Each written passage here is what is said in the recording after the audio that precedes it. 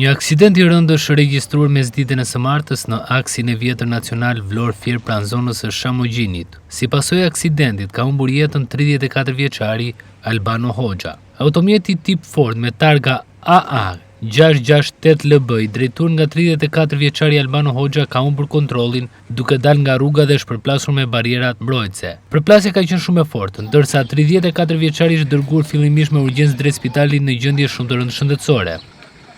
Një aksident I rënd automobilistik është regjistruar mesditën e kësaj të martën në aksin e vjetër nacional Vlorë-Fier pranë zonës së Shamogjinit. Një automjet tip Ford Focus që drejtoi nga një 34 vjeçar ka dalë nga rruga duke përplasur me barierat mbrojtëse dhe më pas ka përfunduar në mes të rrugës.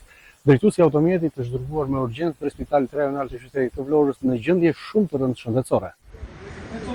Nga përplasja automjeti ka pësur dëme të shumta materiale, ndërkohë policia ka mbritur në vendngjarje dhe ka nisur hetimet për zbardhjen e shkaqeve të aksidentit të rënd. Mësohet se 34 vjeçari ka humbur jetën në spital, kjo edhe për shkak të plagëve të rënda.